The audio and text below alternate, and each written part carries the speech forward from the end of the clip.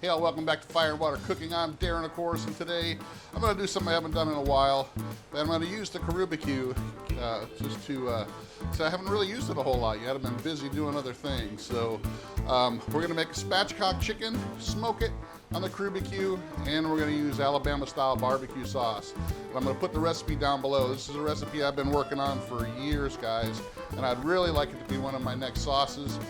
Just having a hard time finding a co-packer that will use a mayonnaise-based sauce because there's special handling that has to go into it. But I'm working on it. I'm hoping to have this on the shelves soon, but I'll leave the recipe below just so you guys can see Alabama style smoked barbecue chicken. I'll be back. Smoking, grilling, getting hot and hotter, sous vide and chilling from fire and water.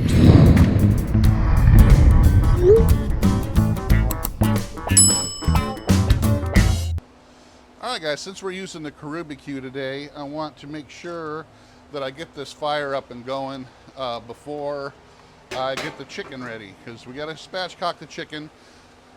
But the Karuba Q, if you don't remember, is a stick burner, and it's a little bit different.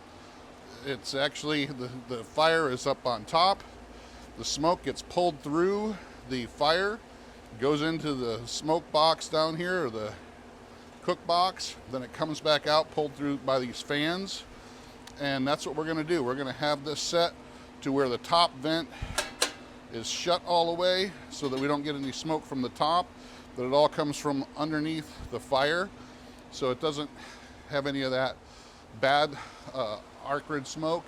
It's all going to be nice blue smoke. So I got to get the fire going first. So what I'm going to do, take my lid off. I'm just going to take a couple chunks of wood here in the bottom. You can use charcoal. You can start it with a charcoal chimney or what have you. But I'm just going to take a couple chunks, smaller chunks here. And I'm going to take my grill gun,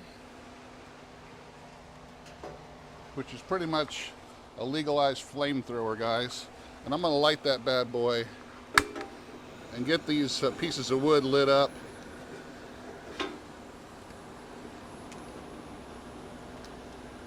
Get in there so you can see a little better. There you go. Get these pieces of wood lit up, and then we'll start tossing in our chunks. I already got the fan going, so that's going to help get this fire going as well. All right, guys, I'll see you when I got the fire going. I'll be back. All right, guys, it is summer in Florida. It's about 98 degrees out with 100% humidity. I do got that smoker going, though. You can see the smoke blowing over here. I got my towel here to keep me a little bit drier. So we're going to spatchcock this chicken, which, if you know what spatchcocking is, guys, all I'm doing is going to remove the backbone, flatten it out a little bit. I am going to use my Fire and Water Cooking black garlic and herb compound butter. That's what we're going to season it up with. It's a perfect seasoning for pretty much everything, but it goes really well on poultry. We're going to use the Meat Stick 4X to monitor both the internal temperature of the chicken and also the external or the internal temperature of the cooker. We do have a thermometer on there that's going to give me a general overall kind of temperature of the cooker, but this is going to tell me what the temperature is right where the chicken is cooking.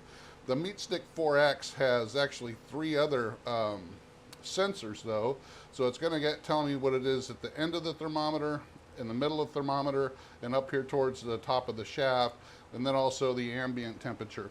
So we're going to use the Meat Stick bridge to hook up to the Wi-Fi so that I can actually monitor this wherever I am. All right, guys, I don't know what happened, but my video stopped right when I started spatchcocking the chicken, and that whole part got missed for some reason. So I'm sorry about that.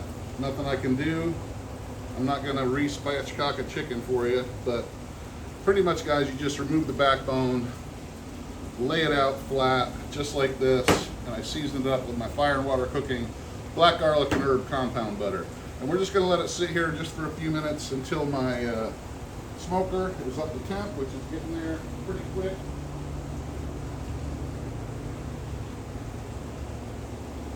It's up to 220 degrees. I'm gonna get it up to about 350 so we can cook this nice and hot and get a crispy skin. All right, guys, I'll be back when we're putting it on the smoker. All right, here it is. I got the meat stick right here in the deepest part of the breast so we can monitor the internal temperature, and it'll also monitor the temperature of the cooker and using the Wi-Fi bridge as well. I'll be back. All right, guys, so as you can tell, you can see where the fire is going. It's actually getting pulled down, and that's where the smoke is going. The smoke is going right through the fire. So it's gonna make it where the cooker is just using clean blue smoke the whole entire time. All right, guys, time to get the chicken in. The door is a little hot on the smoker because it's got a very thin metal, and it's that way for a reason. But I'm going to go ahead and adjust this chicken, get my meat stick back in there, close it up. Then we're going to monitor it. This is about after a little over an hour. It's showing at 136 internal, but you can see where those different sensors are on the probe and how it's monitoring that. This is what it looks like right after about an hour and a half, and almost ready to come off, looking nice and juicy. I'll be right back. That looks perfect. Fire and water cooking black garlic and herb compound butter. There's my meat stick 4X in there. I'm gonna get that out. So it really took that Karuba Q a while to get up to the temp, but once it did, it really cooked it up just nice. Okay, so this is the Alabama style barbecue sauce, guys, and I'm gonna leave a recipe down below. I made this big batch the other day, so I didn't want to make a batch of it.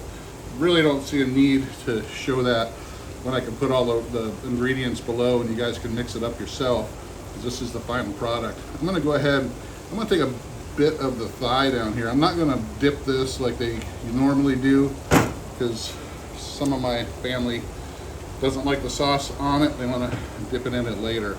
But normally what they do with this is they'll dip the whole chicken in it and serve it up. But I am not doing it that way right now. But if you're not familiar with Alabama style barbecue sauce, it's mayonnaise based. It's got a little apple cider vinegar, horseradish, garlic, onion, paprika, a lot of different ingredients. And of course I use black garlic in mine. All right, got a little bit of skin and a little bit of that dark meat. There you go.